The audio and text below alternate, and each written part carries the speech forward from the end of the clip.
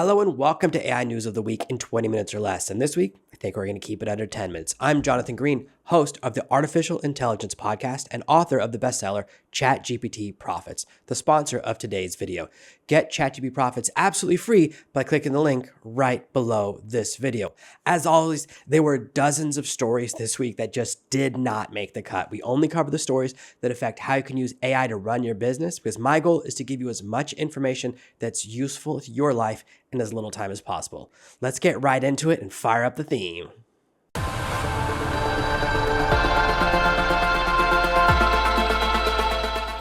Our first story comes to us from Perplexity. They've upgraded their pro version of their search engine to give you advanced problem solving and add a bunch of cool new features.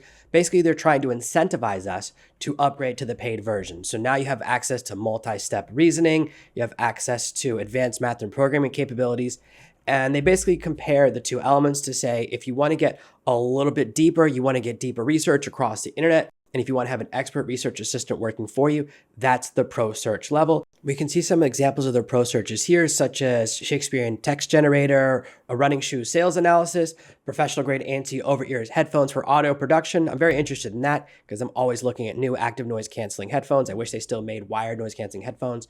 And this is what pro search looks like.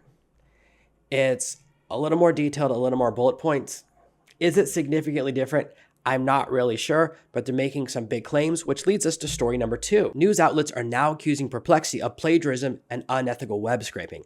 This is something I've been wondering about. We always complain when Google in their search results shows the information rather than linking to the source. Perplexity does link to the source, but it's just a tiny number, and I have a feeling that 9 out of 10 users never click those numbers. They just read the answer and don't go any deeper. So those websites are losing out on that traffic with their own information. So this is a very big question, which is, how is Perplexity getting its information? They're surreptitiously scraping web content, of course, because how is they linking and finding information from these websites?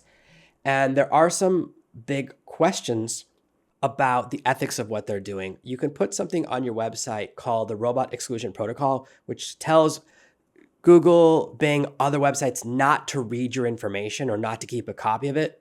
But it looks like Perplexity is ignoring that based on this research.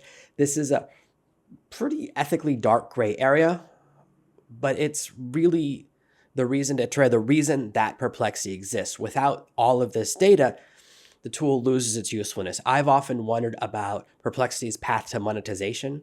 They don't have ads in their search results because that would turn them into Google, which is who they're competing with. So I don't know what their path to monetization is. If they don't have a path to monetization, how can they afford to pay for content? It is a tricky area where we have to decide how much of someone else's content are you allowed to use? Are you allowed to use it as long as you cite the source, or do you have to really send people to actually the original article? It's a very good question, and it's probably going to end up in the courts. That's my personal feeling. It all comes down to one big question. Is this plagiarism or fair use? Not every country has fair use laws. You may not know this, but Japan has no fair use laws. That's why if Nintendo comes after you in Japanese court, you're going to lose because there's no fair use. We have that in America, but it's a question of how much of someone else's information is fair use. And I have a feeling Perplexity is going to have a rough time of this. Which leads us to our next part of the story, which is that Microsoft's AI boss thinks it's perfectly okay to steal content as long as he can find it on the web. So if you don't have your information hidden behind a paywall, hidden behind a locked gate, basically you're allowed to steal it. This is the same thing as saying, oh, if someone's front door is locked, I can take whatever I want out of their house. This is a pretty big red flag, and one of the reasons I don't often cover Microsoft AI products. There's a core ethics problem, and it's a pretty big problem because this is in complete violation of basically everything about American copyright law. Just because you can get something doesn't mean you're allowed to steal it. That's not the law of the land, that's the law of anarchy, but that's Microsoft's current perspective, and it kind of explains their perception on how they're allowed to get access to information. This is why a lot of people have a problem with AI models being trained on their data without their permission. This is a pretty important ethical area, and it's going to have to be settled in the courts. Which leads our next story, which is California is trying to pass these unique safety regulations to stop AI from turning bad. And their process is, well, it's dumb. Every time states try to pass an anti-AI law, just like Tennessee passed the Elvis law about music and sounding like someone else, it's never going to work. Because the reason they created the Elvis law was because of an anonymous song. What good is a law if the person who did it is anonymous? It means that the law is useless. You have to know who did it to do anything. And if they're not in Tennessee, how are you going to prosecute someone living in a different country? So it's a pretty tricky area. And now they're saying that they have to develop reasonable safety standards to prevent catastrophic harm. But how can you possibly do that? Reasonable safety standards, catastrophic harms, these are words without meaning. We have no idea if sentient AI is going to go good or bad or turn against us and become our overlords. There's no way of knowing. So how would you know how to protect against that? How can you develop security systems to stop our super genius? It's really hard to say, oh, you just have to do reasonable standards. Well, what does that mean? So I feel like this is one of those laws that whether they pass it or not is kind of irrelevant because there's no explanation of enforcement. There's no explanation of how to do it. And their rules are, well, it's just about things that cost over $100 million in computing power to train. There are so many ways to work around that this is one of those laws that I think will accomplish nothing, but maybe get someone a little bit of attention, like getting part of this week's news stories. Our next story follows the same theme. I know we have a lot of legal stories this week because there's a lot of interesting things happening. Figma got accused of stealing from Apple, and so they pulled down their new AI tool. This is very interesting. Tech companies think it's okay to steal from anyone except each other, or I guess unless you get caught by someone bigger. So they felt like it was okay to steal from Apple, and Apple's like, hey, you can't steal from us, even though we're stealing from everyone on the web.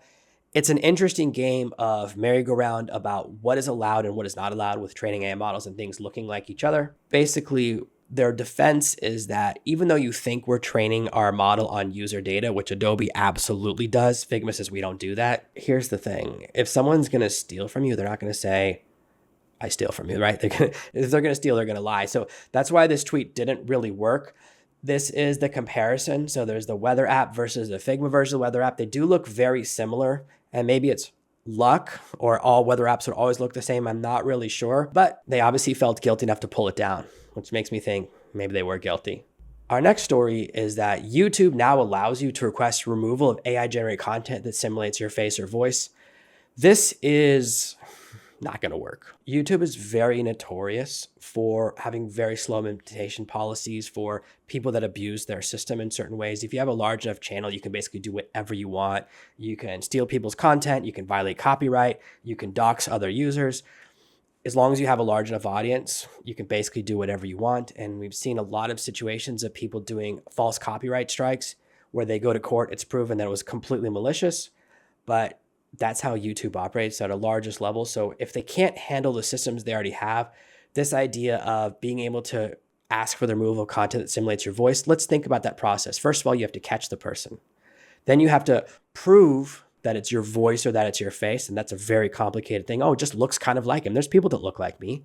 I have a feeling that this is not going to work very well. If YouTube was really serious about this, they could use their algorithm to have you basically fingerprint your voice so that it would use its AI to detect when your voice is using. The exact same thing that happens if I put a copyrighted song.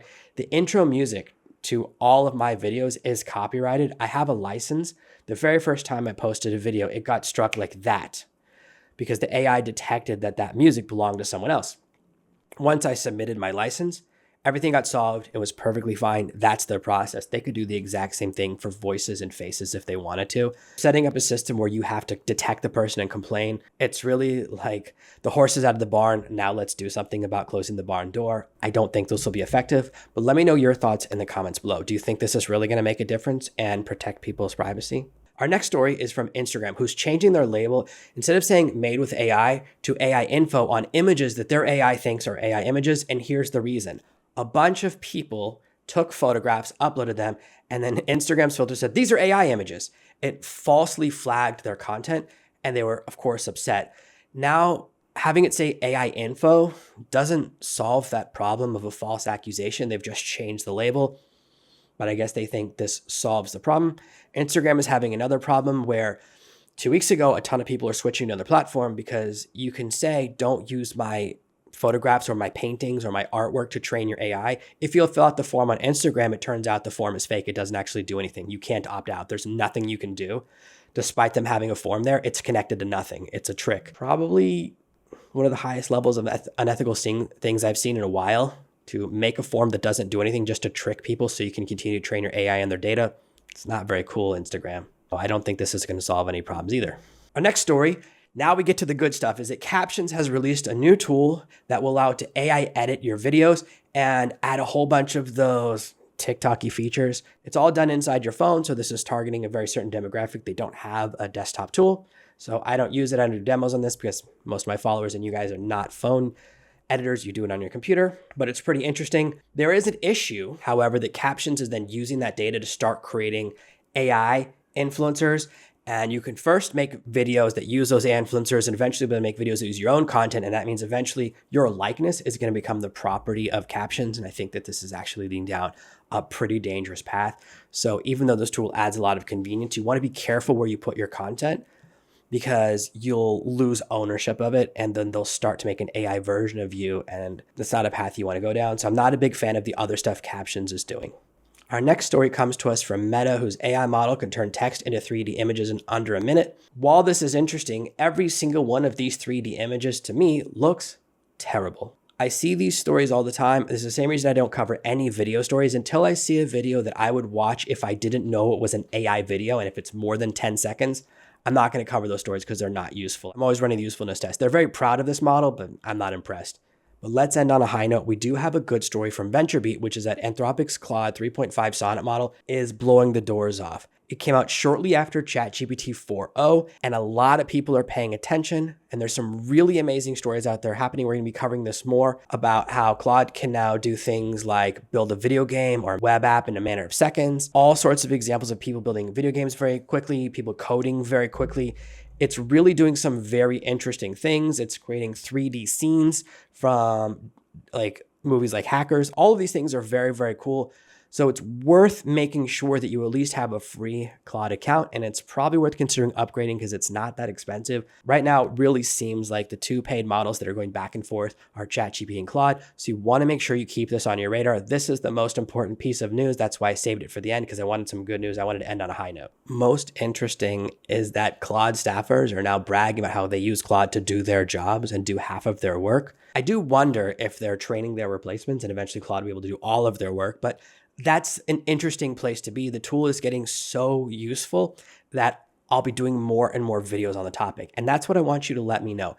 Do you want me to include more Claude training on this channel? I do tons of content about ChatGPT, but Claude is pushed into the forefront. Do you want me to start testing my master prompt, my master chain of thought prompt in Claude to show you the differences, to show you what's possible, to give you another avenue?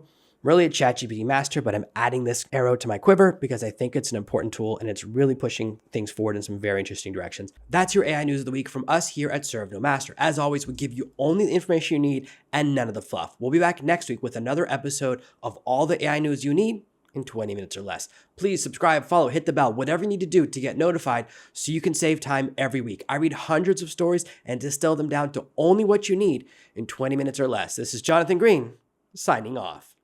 Thank you so much for watching one of my videos. Hit the like button, and then I've got a couple of sweet videos that I think you're gonna like. I've got one here and another one over here. You're gonna love them.